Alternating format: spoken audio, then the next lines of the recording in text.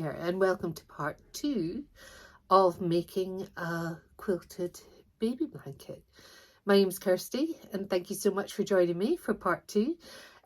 So today we're mainly going to be sewing parts together to make the blocks that make the blanket. Now last time we showed you how to cut the individual sections and how they get placed within the block, and how the actual pinwheel parts come together. So this is the pink version. So the way we put the actual half square triangles on the corner, and so when placed with other blocks, the corner parts make the pinwheel.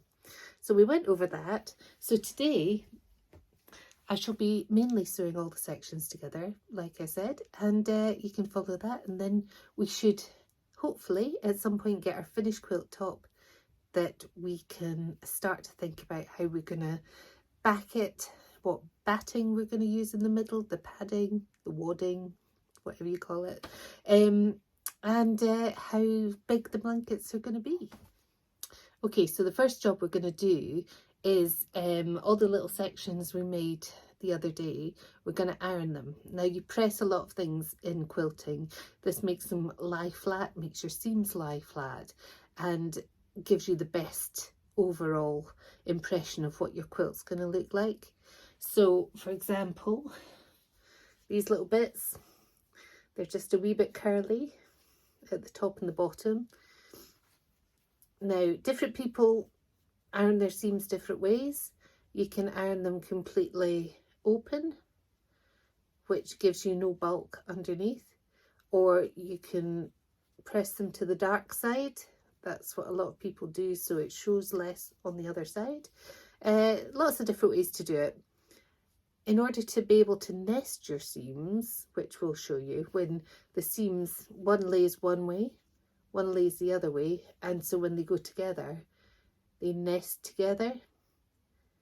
Well, it'd be that way around. They'd nest together like that.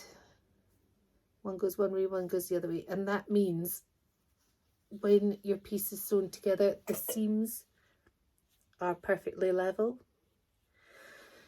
But we can go over that later. So what first job, we're going to iron all these little pieces.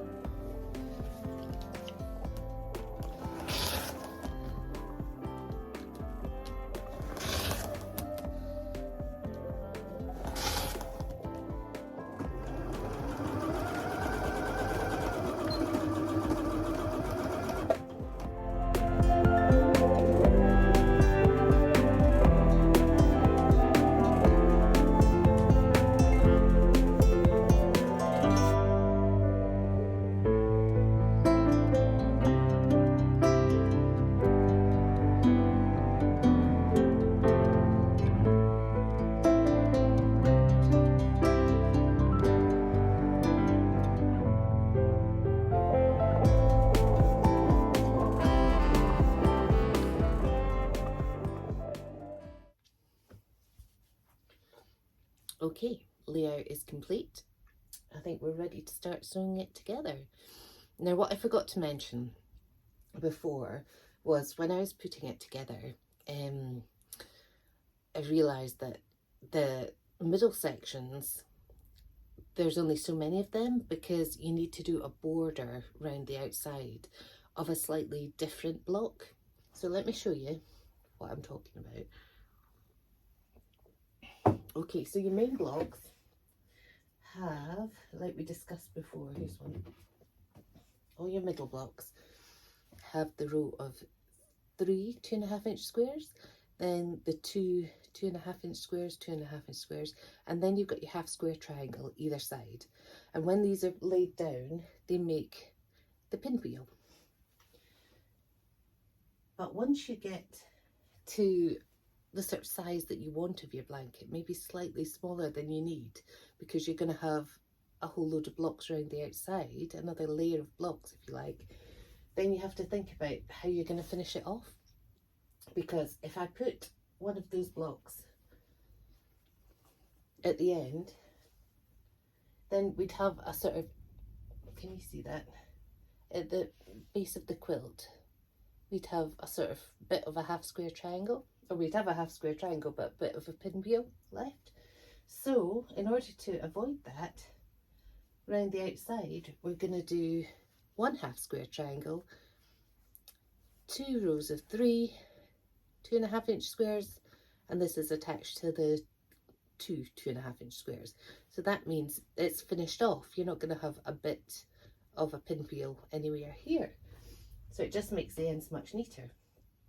And then depending how your pattern lies here, because I've got no half square triangles in this part or this part, there's nothing to do a half square triangle in here. So it's just all 2.5-inch squares.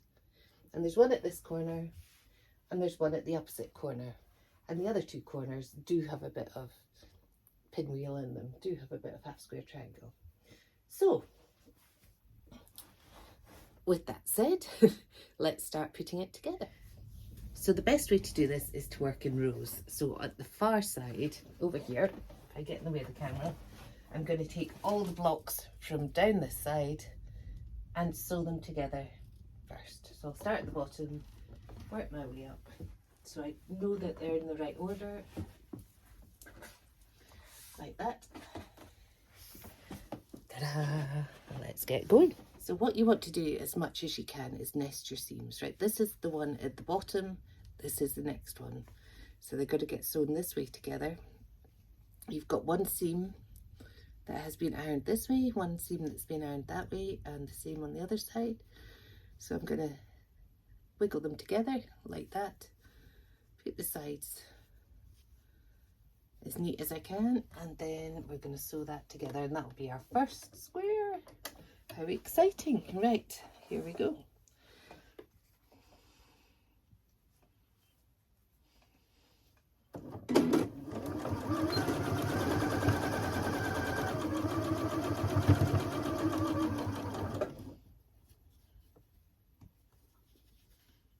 Just ensure it's lying flat.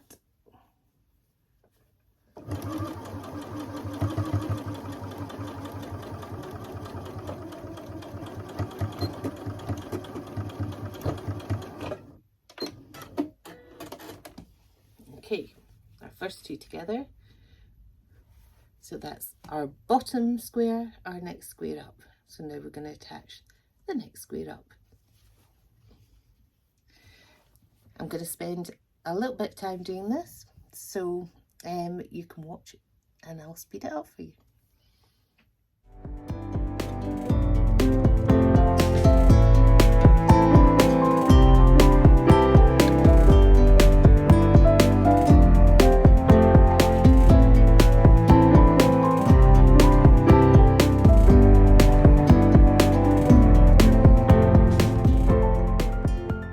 Okay, so that's our first strip done.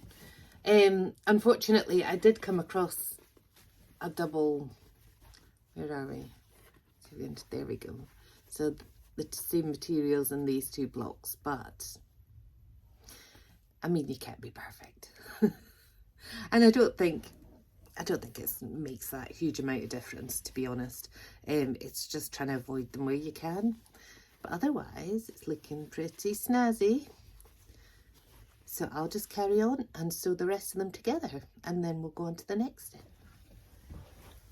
Okay, so that's me completed all of the blocks. They're all stitched together in rows. So now we need to take each row and stitch it to the row next to it, and then we'll have our quilt top. It's very exciting. So what I'm doing is I'm just trying to marry up my seams to make sure all the blocks sit in the right place. We'll do it as much as we can as we go along.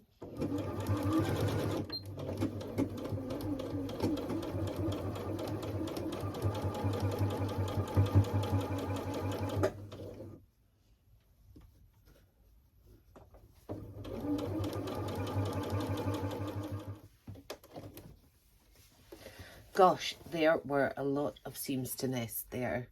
And you can imagine with the pinwheel how important it is to get the seams right so that it looks like a pinwheel. Yeah, it's not too bad, I think. Look at the last one. It's a little bit out here at the top. You see that? But not much. The actual centre of it looks fine. I'm quite pleased with that, actually. That's good. Right, let's sew on the next strip.